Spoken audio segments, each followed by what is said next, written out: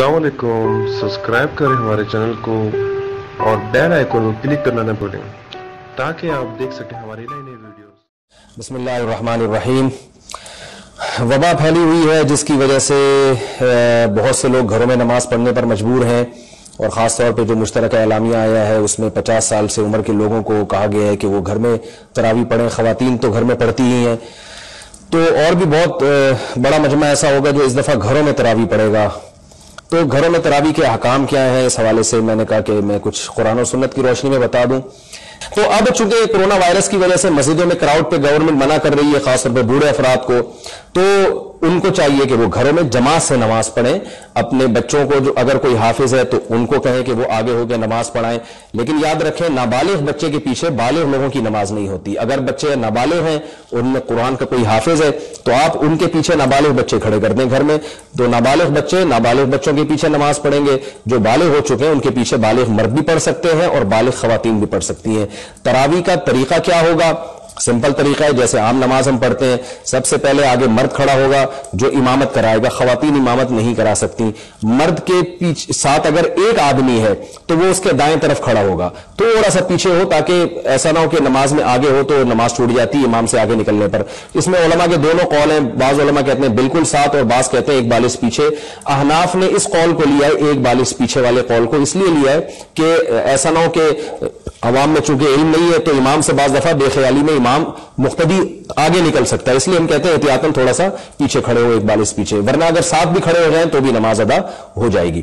तो ये एक आदमी अगर इमाम के पीछे हो, अगर एक शख्स इमाम के पीछे नमाज पढ़ रहा था, इसी दौरान कोई दूसरा शख्स भी आ गया, तो दो ऑप्शन है। या तो इमाम को चाहिए वो आगे चला जाए, जैसे सिंपल हम चलते हैं इसी तरीके से आगे चले जाए, और अगर ये नहीं है तो मुख्तदी को चाहिए कि वो पीछे आ जाए। जो एक मुख्तदी है वो पीछे आ जाए और पीछे दोनों मिलकर सफ बना लें। ऐसी कंडीशन में नमाज में चलने से नमाज नहीं टूटेगी। और अगर आप नमाज पढ़ा रहे हैं और घर में एक खातून है आपके पीछे नमाज पढ़ने वाली, तो वो साथ नहीं खड़ी होंगी, चाहे वो महरम हो या ना महरम। वो पीछे सफ में जैसे मर्द खड़े होते हैं ना, ऐसे पीछे सफ में खड़ी होंगी, चाहे एक ही खातून हो।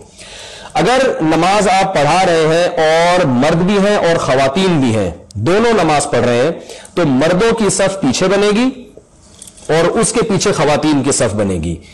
खवातीन की सफ मर्दों से आगे नहीं हो सकती।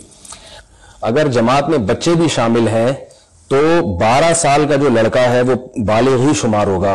उसका यही हुक्म है कि वो मर्द शुमार होगा, लिहाजा वो भी खवातीन से आगे सफ में खड़ा होगा। और जो 9 साल की लड़की है, कम से कम 9 साल जिसकी उम्र हो चुकी है, वो पूरी बालिग लड़कियों में उसका शुमार होगा, यानी वो भी खवातीन के सफ में खड़ी होगी। 12 साल से कम उम्र का लड़का और 9 साल से कम उम्र की लड़की, वो भी फिर बच्चों के हुक्म में है। वो फिर अगर जहां चाहे खड़े हो जाएं, उससे नमाज पे कोई फर्क नहीं पड़ता, क्योंकि शरई मसला यह है कि मर्द अगर औरत के साथ जमात की नमाज में खड़ा हो जाए तो उस मर्द की नमाज नहीं होती।